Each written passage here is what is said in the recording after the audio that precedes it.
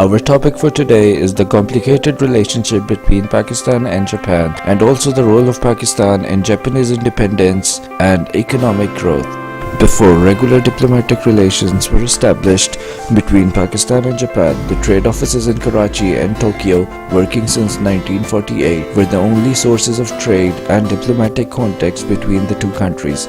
Both countries established regular diplomatic missions on the 18th of April 1952, just 10 days after the ratification of Japanese peace treaty. However, Pakistan already established diplomatic and trade contacts with Japan since 1948, long before Japanese sovereignty was restored by the Allied powers. In order to meet the acute shortage of food in Japan caused after the Long War, Pakistan shipped 60,000 tons of rice through vessels to Japan in 1952 and 1953, carrying the signboard, "Donated rice to the Emperor of Japan by the government of Pakistan." Such was the national sentiment between the two sides in the 50s. Pakistan played a significant role during the 1947 to 1951 in lifting the occupation and restoration of Japanese sovereignty. Pakistan was known as the Tower of Strength on the Japanese peace treaty signed on 8th of September 1951 at San Francisco.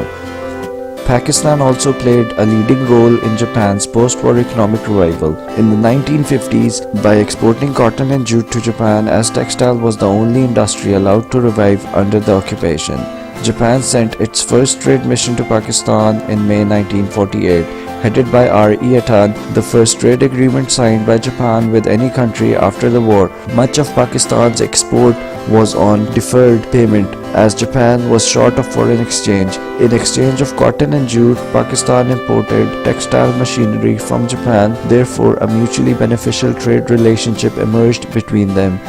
Furthermore, a Japanese trading agency was established in Karachi in 1948, which was also a diplomatic source for Japan after the war. Pakistan sent its first trade mission to Japan under Mirza Abul Isfahani in September 1949, and two more trade missions led by B.W. Adams and A.B. Sneal visited Pakistan to negotiate cotton and jute for Japanese industry. These visits paved the way for many other trade delegations to Pakistan to enhance trade and to promote other economic activities between the two countries. Pakistan appointed Mian Ziauddin as its first ambassador to Japan on 18th of April 1952, and Japanese Ambassador Kiyoshi Yamagata arrived in Karachi on 4th of September 1952. Pakistan's Prime Minister Hussain Shaheed Suharawardy was the first Asian leader to visit Japan in April 1957, which opened the door to Japan to come back to Asia after World War II. Within a month, in May 1957, Japanese Prime Minister Nobusuke Kishi undertook visit to Pakistan, which was also the first ever visit by a Japanese Prime Minister to Asia after the end of World War II. President Muhammad Ayub Khan paid a visit to Japan on 12th of December 1960. The invitation was extended by Japanese Emperor Hirohito in February 1960. Another unique aspect in their bilateral relationship, Japan wanted to show that it had fully assimilated the spirit of the San Francisco Treaty and willing to boost relations with Asian nations. For Pakistan, the visit was motivated by economic reasons. Moreover, the United States was encouraging cooperation between its two allies. Ayub's visit was the grandest event ever seen in Japan in those days. He was received by the Emperor himself, an extraordinary welcome as dignitaries were received by Prime Minister.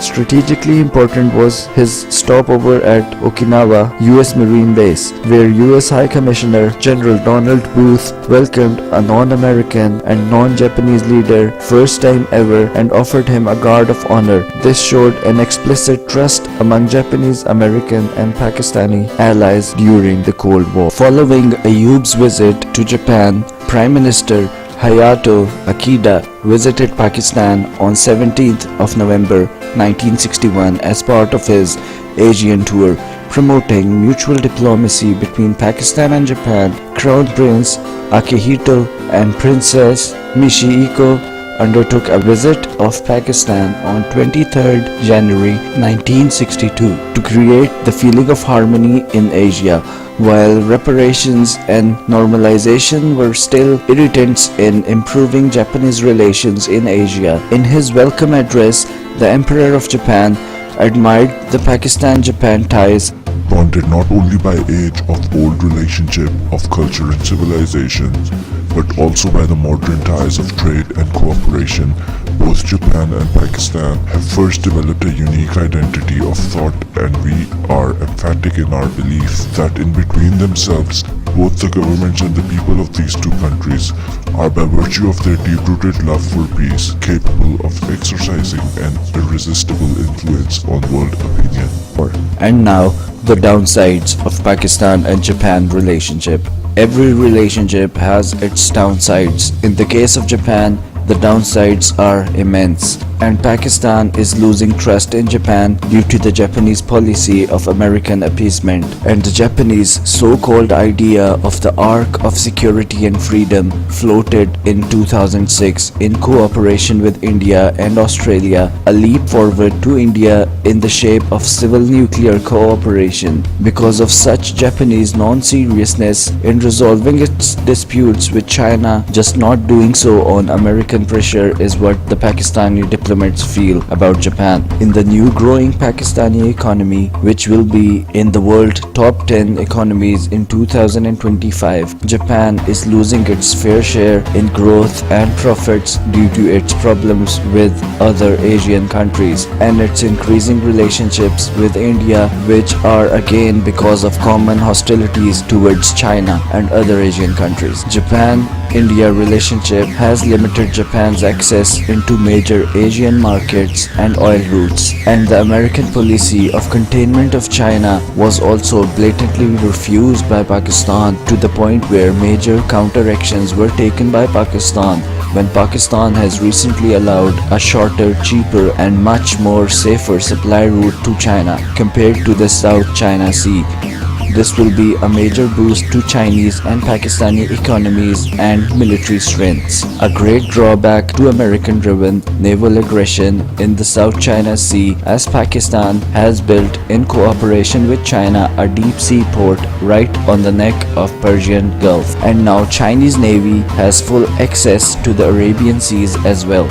So due to these diversions in Japanese and Pakistani foreign policies, the relationship is currently on the downside. Since Pakistan and China consider each other absolutely vital for each other's existence, Japanese investments in Pakistan remain very limited, and therefore its economic relations are weakening with Pakistan on a daily basis. China and the ASEAN are gaining trade shares in Pakistan.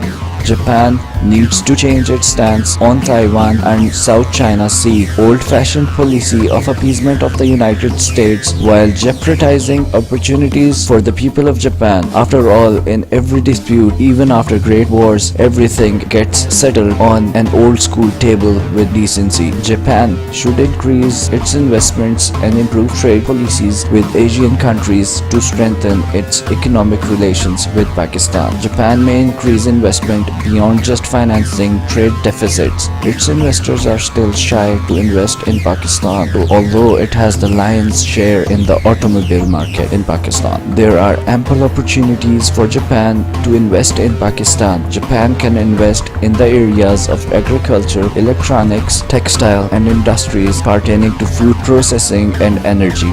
Japanese surplus capital and management may explore cheap labor, cheap raw material and energy in Pakistan. It can manufacture cheaply in Pakistan and export to other countries. It will be difficult for Japan to increase trade with Pakistan once other countries gain market shares, and will be difficult for Japan to compete to maintain its economic edge in the coming times. Thank you very much for listening. This was Japan and Pakistan Complicated Relationship.